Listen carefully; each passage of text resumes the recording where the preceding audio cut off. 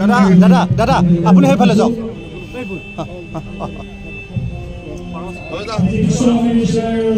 ভৱেশ দা সেইফালে যাব দেই ভৱেশ দা সেইফালে চাব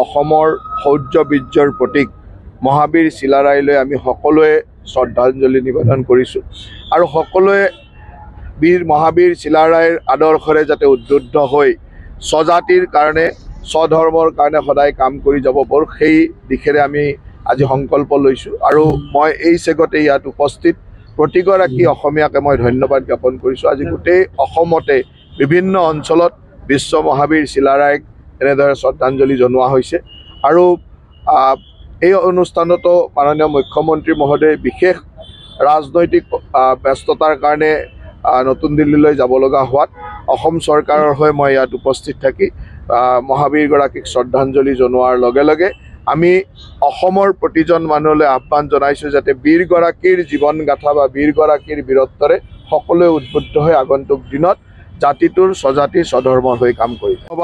লোকসভাৰ বিলৰ পৰাই চাওক বিভিন্ন ধৰণৰ কামসমূহৰ পৰা চাওক সকলোতে আমাৰ চৰকাৰখনে পজিটিভলি কাম কৰাৰ দৃষ্টান্ত আছে আৰু সেই ক্ষেত্ৰত আমাৰ চৰকাৰৰ আচল বা আমাৰ দলটোৰ আদৰ্শটো আপোনালোকে নিশ্চয়কৈ বুজি পায়।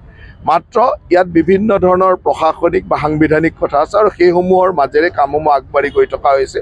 আমাৰ সকলোৰে আশা নিশ্চয়কৈ আছে, গতিকে সংবিধানৰ গণ্ডিৰ মাজেৰে যেতিয়ালৈকে যেনেকৈ যায় গৈ থাকিব। জনতা পাৰ্টিৰ চৰকাৰে আগতে এইবিলাক কাম কৰিলেহেঁতেন নেকি? আজি বেলেগ দলবিলাকক এই কথাটো সুধিব পাৰে যে তেওঁলোকে এৰাই চলিছে নেকি? এই জনজাতিকৰণৰ বিষয়টো এটা সাংবিধানিক বিষয়। এই সাংবিধানিক বিষয়টোত বিলম্ব কিয় হয়?